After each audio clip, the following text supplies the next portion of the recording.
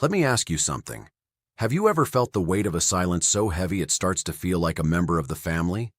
A silence that doesn't just sit in the corners of a room, but follows you out onto the porch, sits with you at the dinner table, and stares back at you from the empty seat in your truck? I've lived with that kind of silence for exactly 1,825 days. 5 years. My name is Elias Thorne. I'm 65 years old, a retired civil engineer, and if you saw me walking down the streets of Asheville, North Carolina, you wouldn't look twice.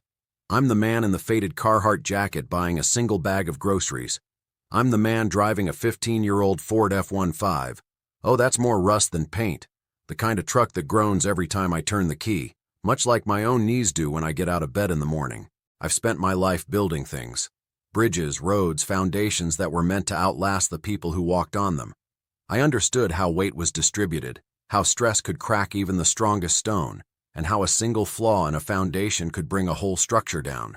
What I didn't understand, or maybe what I chose not to see, was how the same laws of physics applied to a family. It's a Tuesday morning in October. The air up here in the Blue Ridge Mountains has that sharp crystalline bite that tells you summer is well and truly gone. I'm sitting on my porch, hands wrapped around a mug of coffee. Black, no sugar, the way I've taken it since I was 20. I was watching the mist roll off the peaks, thinking about absolutely nothing, when my phone started vibrating on the wooden small table beside me. I didn't recognize the number at first. Most calls I get these days are people trying to sell me extended warranties for a truck that's practically a vintage relic. But then the caller ID flickered. It was a Charlotte area code. My heart did a strange, painful stutter in my chest, a rhythm I hadn't felt in half a decade. I picked it up. I didn't say hello. I just waited. Elias? The voice was shaky, thin, and stripped of the jagged arrogance I remembered. It was Brianna, my daughter-in-law, the woman who had looked me in the eye 5 years ago and told me that I was a stain on the professional image she and my son were trying to build. The woman who had blocked my number, filtered my emails, and stood by while my son, Caleb, let the man who raised him become a ghost in his own life. Elias, please. I didn't know who else to call. They're here. The sheriff is here. They're putting our things on the sidewalk. Elias, please, you have to help us. I looked out at the mountains. I didn't feel a rush of anger. I didn't feel a surge of triumph. What I felt was the cold, hard realization that the bridge she had burned 5 years ago was finally collapsing, and she was only just now noticing the fire. Before I tell you what I said next, and before I tell you how a retired engineer from the mountains ended up holding the keys to a mansion in Charlotte, do us a quick favor. If you value stories about dignity, family, and the way the world eventually balances the scales, hit that like button and subscribe to the channel.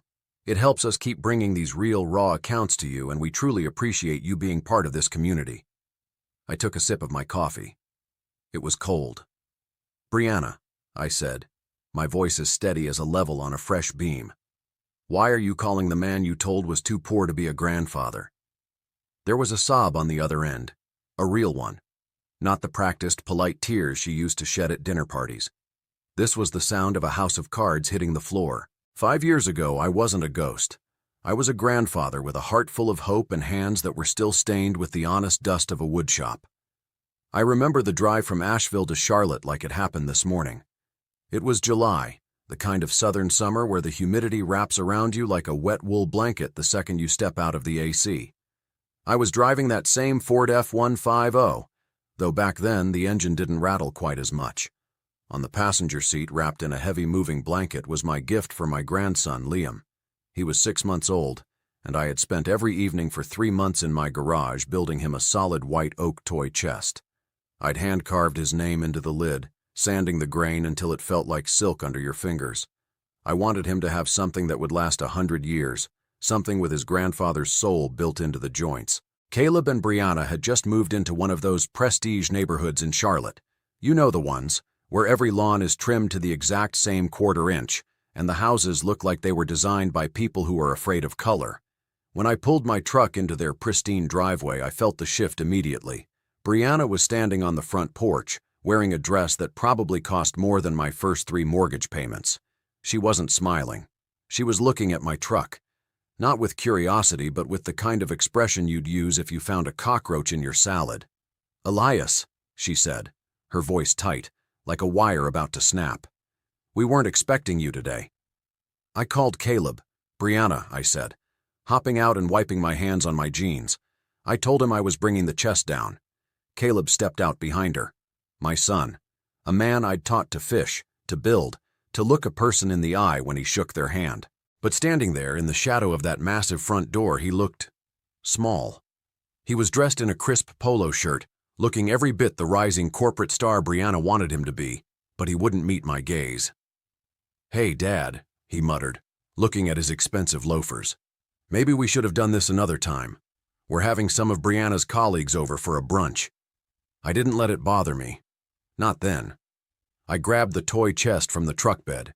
It was heavy, real wood always is, and I carried it up the steps. I could feel Brianna's eyes tracking every move, every scuff of my work boots on her designer stone steps. When I set the chest down in their entryway, the smell of fresh oak hit the air. It was a good smell, honest and clean. But Brianna didn't even touch it. She didn't look at the carving. She just looked at the faint smudge of grease on my sleeve. It's a bit rustic, isn't it? She said, her voice dripping with a fake sugary politeness that felt like a slap. It doesn't really fit the nursery's aesthetic, Elias. We've already ordered a custom set from a boutique in New York. White lacquer. Very clean. It's oak, Brianna, I said, trying to keep my voice steady. It'll hold his toys. It'll hold his kids' toys one day. She sighed, a long, exaggerated sound of someone being forced to deal with a difficult child. That's exactly the problem. You're always thinking about the old way of doing things. The grease, the wood, the dirt. We're building a future for Liam, a professional image. And honestly, Elias, that truck in the driveway, it's an eyesore for the neighbors. And you? You smell like a mechanic's shop. I looked at Caleb. I waited for him to say something, to tell her that his father had spent 40 years in that mechanic's shop to pay for his college, for his wedding, for the very down payment on this house. But Caleb just adjusted his watch. She's just stressed, Dad, Caleb said, his voice a pathetic whisper of the man he used to be. Maybe you should go. We'll call you. That was the moment I realized the foundation was cracked. Brianna wasn't just embarrassed by my truck or my clothes. She was threatened by what I represented, the truth. She wanted to erase the blue-collar roots that paid for her white-collar life. I'll go, I said, my heart feeling like it was being squeezed in a vice. But I'm not leaving the chest. If it's not good enough for your aesthetic, it's not staying in this house. I picked it up. My back screamed, but I didn't care. I carried that heavy oak chest back to my truck. As I was pulling out of the driveway, I saw Brianna through the window, already pulling out a bottle of disinfectant to spray the spot where I had been standing. That was the last time I saw my grandson in person. 2 days later, my calls started going straight to voicemail. A week later, I was blocked on everything. My son had made his choice. He had traded his father for a quiet life with a woman who thought money could buy class. But Brianna forgot one thing about engineers. We don't just build, we observe. We wait. And we know that if you build a house on a lie, eventually, gravity always wins. They say that grief is just love with nowhere to go. If that's true, then my house in Asheville became a warehouse for a decade's worth of stranded affection. After that day in the driveway, the day the white oak toy chest was deemed too rustic for their high society nursery, the silence didn't just fall, it was manufactured. It was a cold, professional deletion of a human being. I tried for the first few months. I'm an engineer. I believe in fixing things. If a bridge has a crack, you don't walk away. You reinforce the structure. I called Caleb every Sunday at 6 p.m. It was our ritual, but the ritual became a ghost. One ring, then straight to a robotic voice telling me the mailbox was full. I sent texts. Just checking in, son. Hope Liam is sleeping through the night. No bubbles ever appeared, no read receipts, just a gray vacuum where my son used to be. Then came the realization that I wasn't just being ignored. I was being erased. I tried to call from a different number, a landline at a local diner. It rang 3 times. Caleb picked up. Hello? He said, sounding like the man I used to know. Caleb, it's Dad. Please just... The line went dead before I could finish the sentence. 2 minutes later, that number was blocked too. Brianna was thorough. I'll give her that. She was managing Caleb like a project, and I was a legacy system that needed to be decommissioned. I spent a lot of time in my garage after that. I have a workshop out back, a place that smells like cedar shavings and old oil.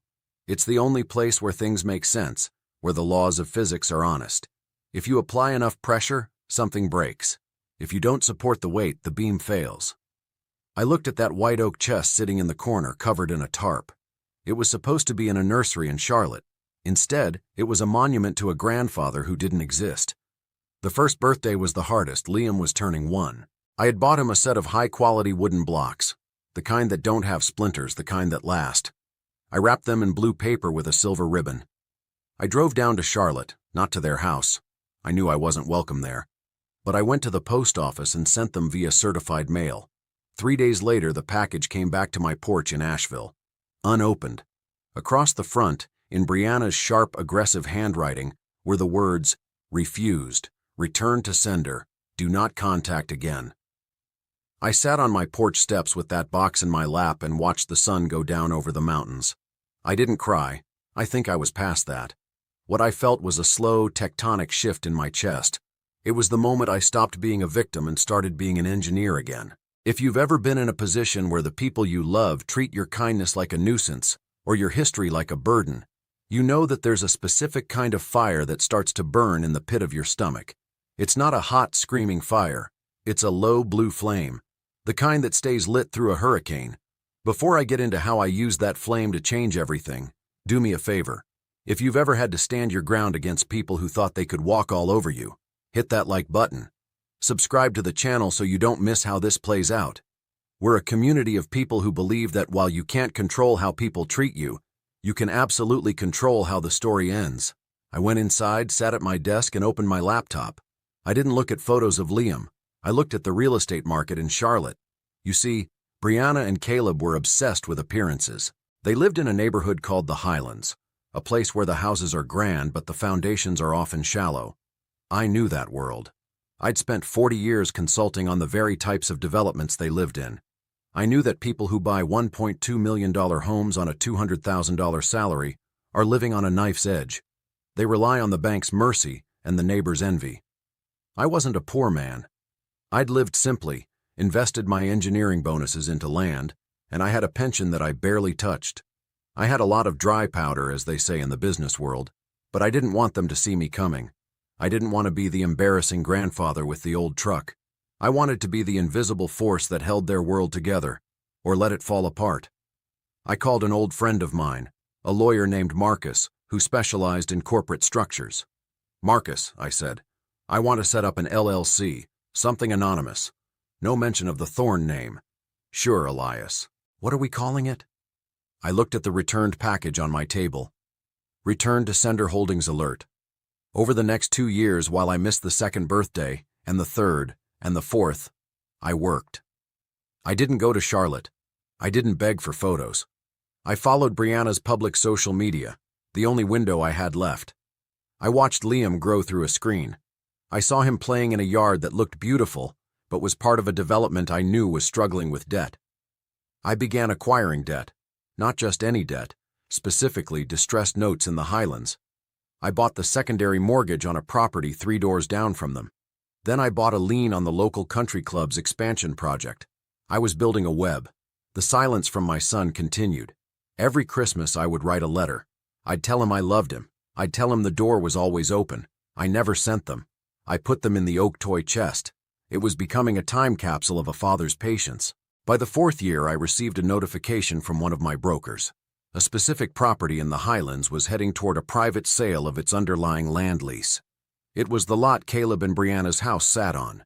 They owned the house, but in that specific development, the land was on a 99-year lease that had been poorly managed by the original developer. The developer was bankrupt. The lease was up for grabs. I looked at my bank balance. Then I looked at the photo of Liam on my mantle, the only one I had taken when he was 6 months old. "Okay," I whispered to the empty room. "If I can't be in your lives, Brianna, I'll be the ground you walk on." I authorized the purchase. Through Return to Sender Holdings, Elias Thorn, the man who smelled like grease and drove a rusty truck, became the landlord of the woman who thought she was too elite for his presence. And then, I went back to my porch, picked up my cold coffee, and I waited. I'm an engineer. I know that even the most beautiful structures can't stand when the earth underneath them starts to move. In the world of structural engineering, we have a saying: a building doesn't fall because of the wind. It falls because the ground beneath it forgot how to hold on.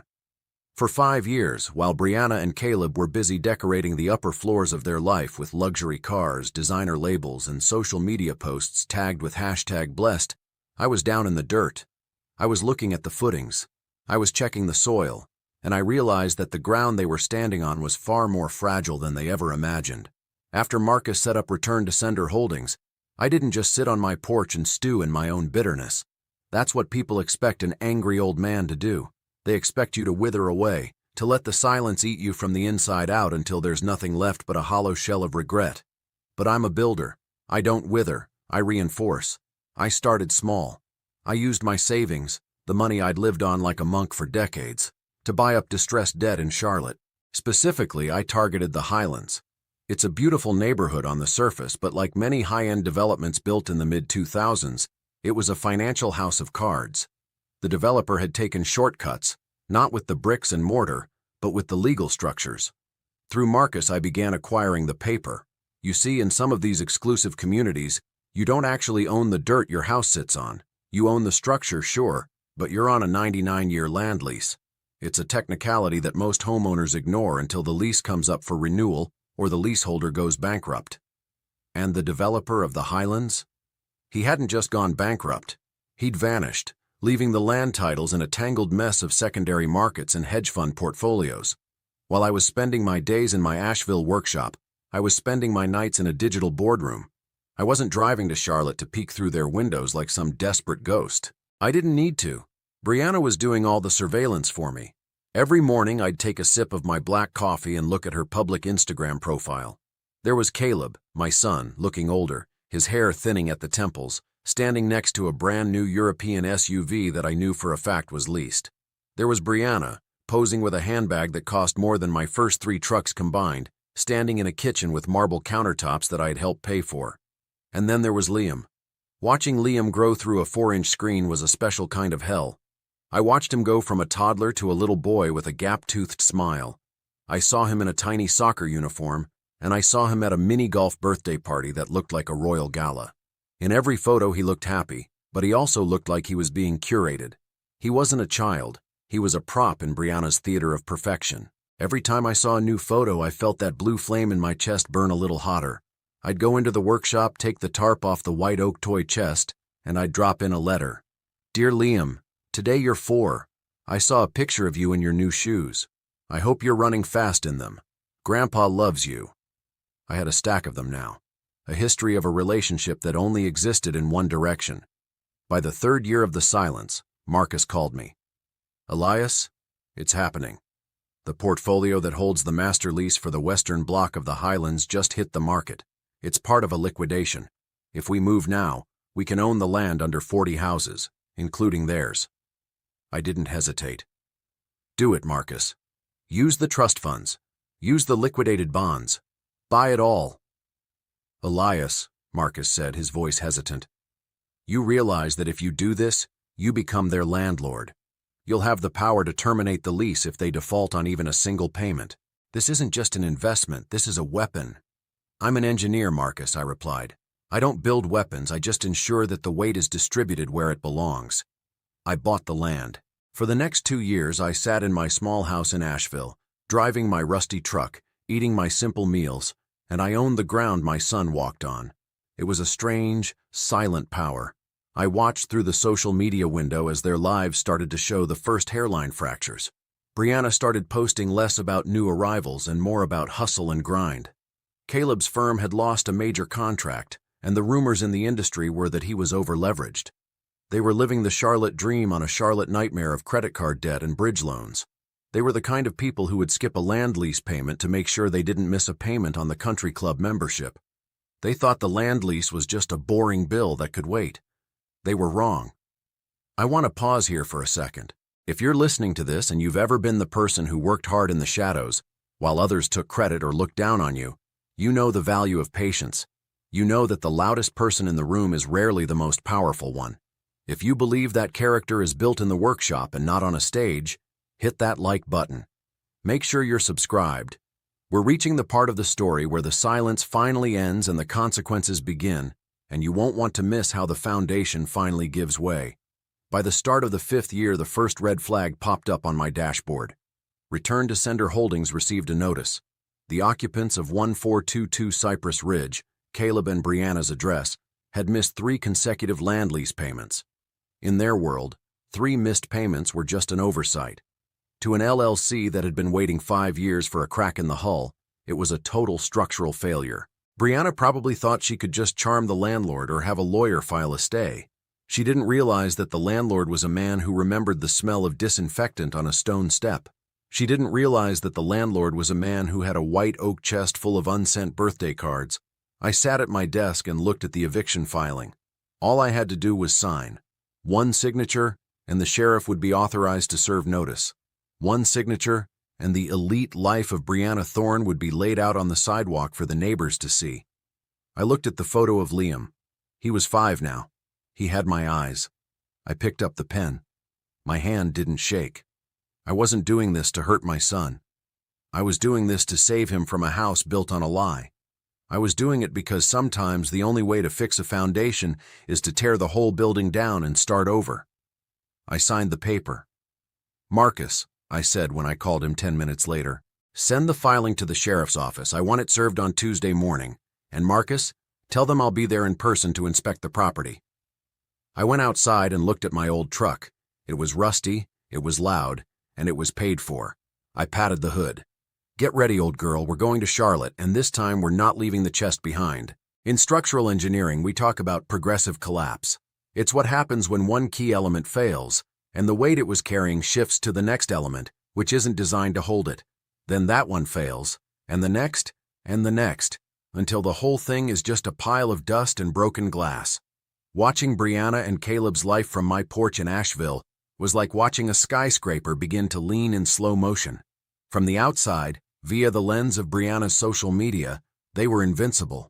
One week it was a photo of a new $5,000 espresso machine in their designer kitchen.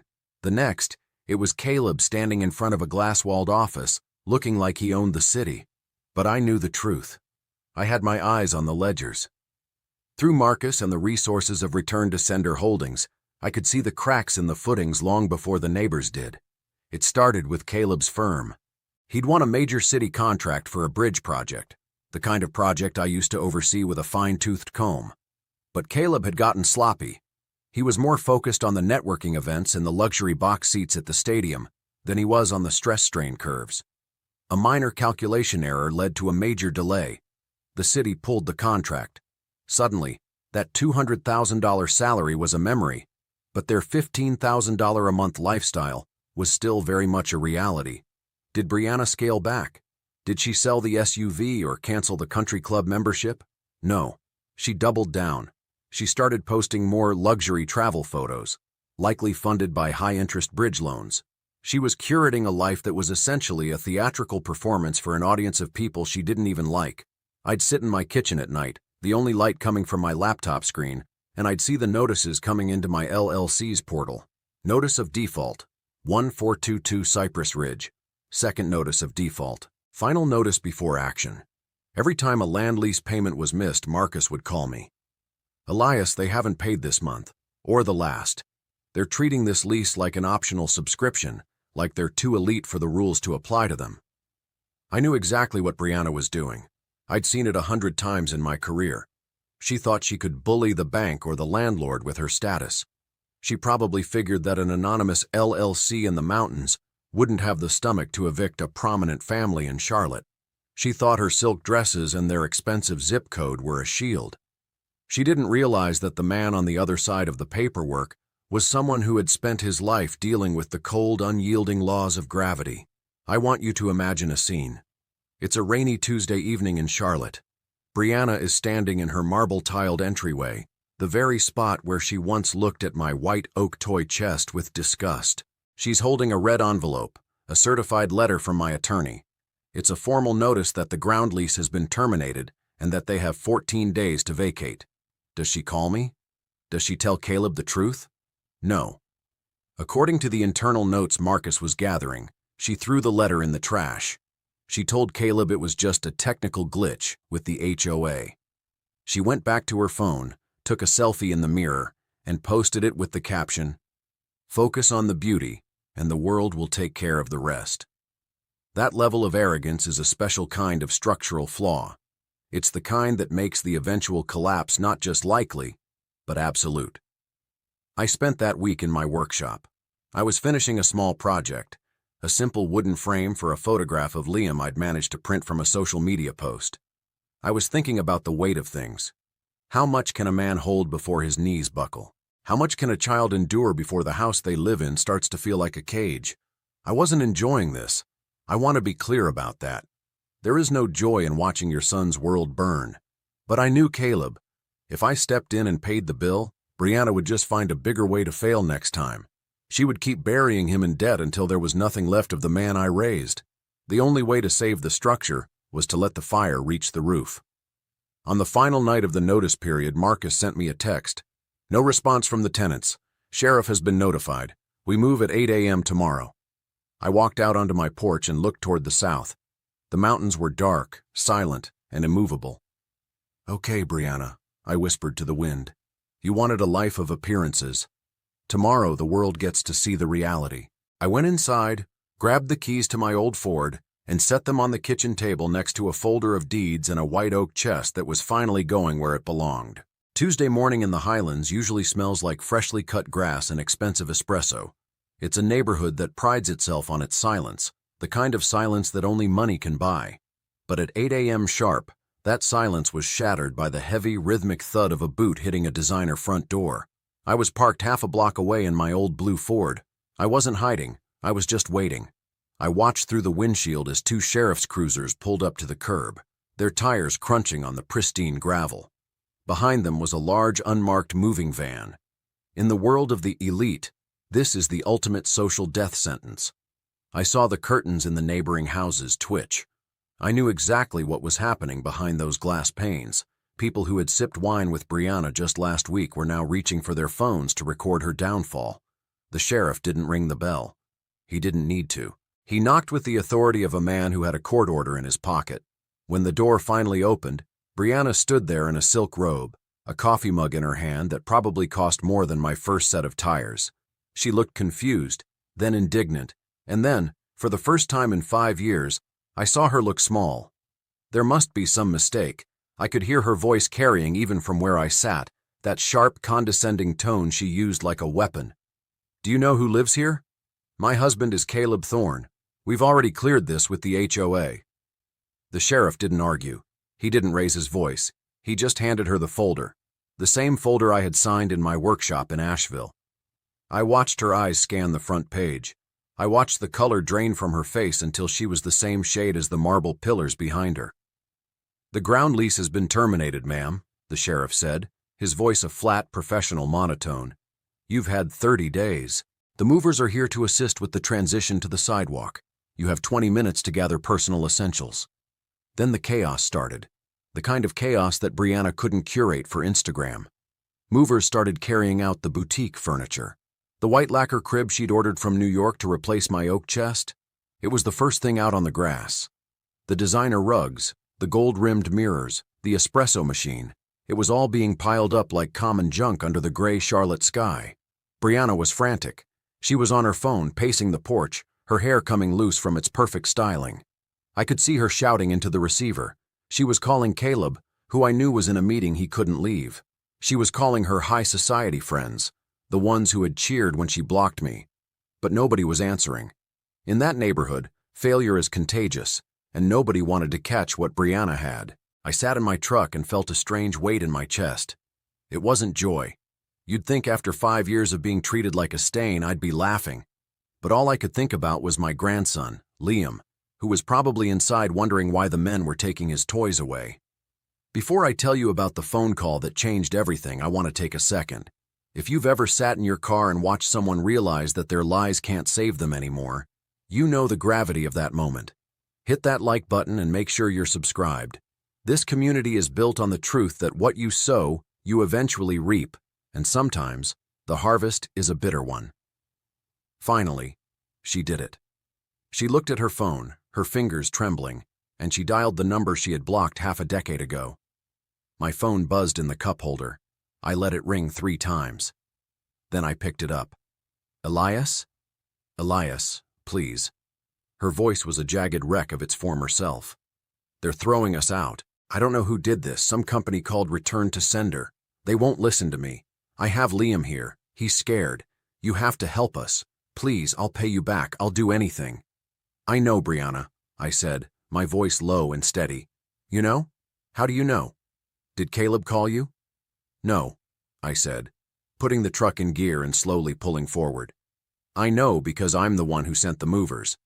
I pulled the truck right up to the curb, the engine growling and the rust on the fenders glowing in the morning light. I stepped out, adjusted my Carhartt jacket, and walked toward the porch where the woman who called me too poor was standing amidst her ruined life. I stepped out of my truck, the door creaking with a sound that felt honest and grounded in this neighborhood of plastic smiles and manicured hedges. Brianna was standing on the porch, her silk robe fluttering in the breeze, clutching her phone like a lifeline that had just snapped. She looked at me, then at the truck, then back at me. Her mouth opened, but no sound came out. It was the first time I'd ever seen her without a scripted response. You, she finally whispered, her voice trembling. You did this? Your Return to Sender holdings? I told you 5 years ago, Brianna, I said, walking slowly toward the steps, my boots echoing against the stone. You focused so much on the aesthetic of your life that you forgot to check the foundation. You thought because I drove an old truck and smelled like grease, I was someone you could just delete from your world. You didn't realize that while you were buying designer bags on credit, I was buying the ground you're standing on. I pulled a folder from my jacket, the same one Marcus had prepared. I didn't throw it. I didn't wave it around. I just held it. 3 missed payments, I continued, my voice low and steady. You ignored the notices because you thought a faceless LLC from the mountains wouldn't have the teeth to evict someone of your stature. You were so busy looking down on me that you never looked at who was signing the lease renewals. Just then, Caleb's SUV screeched into the driveway. He jumped out, his tie loosened, his face a mask of panic. He stopped dead when he saw me. Dad? He gasped, looking from me to the movers carrying his mahogany desk toward the sidewalk. What are you doing here? What's going on? I'm doing what I've always done, Caleb, I said, looking my son in the eye for the first time in half a decade. I'm dealing with a structural failure. I spent 40 years making sure things stayed up. But some things have to fall before they can be fixed. Caleb looked at Brianna, then at the sheriff, and then he slumped against his car. The realization hit him like a ton of bricks. He had traded his father's support for a house built on sand, and the tide had finally come in. Where's Liam? I asked. Before either of them could answer, the front door opened again. A small boy, about 5 years old, walked out holding a stuffed bear. He looked at the chaos, the movers, and the crying woman on the porch. Then his eyes found me. He looked at my truck, the same blue color he'd seen in the few old photos his father had kept hidden. Grandpa, he asked, his voice small and uncertain. My heart, which I thought I'd turned into stone 5 years ago, cracked wide open. I didn't look at Brianna. I didn't look at Caleb. I knelt down on the driveway, ignoring the pain in my knees. Yeah, Liam, I said, my voice finally breaking. It's Grandpa. I've been waiting a long time to see you. I didn't stay in Charlotte. That city has a way of making you feel like you're only as good as the car you drive or the neighborhood you can afford to lose. I brought Caleb and Liam back to the mountains of Asheville. Caleb is working again, not in a glass office, but out in the field, wearing boots and learning to value the grit under his fingernails instead of the shine on a leased watch. He's learning that a father's respect is worth more than a socialite's approval. As for Brianna, she's in a small apartment in Atlanta now. From what I hear, she's still posting photos, still trying to curate a life that doesn't exist for an audience that doesn't care. I didn't cause her fall. I just outlasted her lies. I simply waited for the laws of gravity to do what they always do to a house built on sand. The white oak chest finally has a permanent home in Liam's room. It's full of toys now, but at the very bottom, tucked under the padding, are all those letters I wrote when I was just a ghost in his life. One day, when he's old enough to understand the weight of words, he'll read them and know that his grandfather never stopped building a bridge back to him. We spend our Saturdays in the workshop now. The air smells like cedar shavings and honesty. I'm teaching him how to measure twice and cut once, and how to make sure the foundation is level before you ever think about the roof. Here is what I've learned. Revenge isn't about the fire, it's about the silence. It's about being the only thing left standing when the noise finally stops. Character isn't something you can buy at a boutique or display on a screen. It's something you build in the dark, one honest brick at a time. If the ground underneath you is hollow, the most beautiful house in the world won't save you. If you believe in the power of a solid foundation and the quiet dignity of a man who knows his worth, hit that like button. Make sure you're subscribed to this community so you don't miss another raw account of family, truth, and the way the world eventually balances the scales. From the porch in North Carolina, thank you for listening. I'll see you on the next one.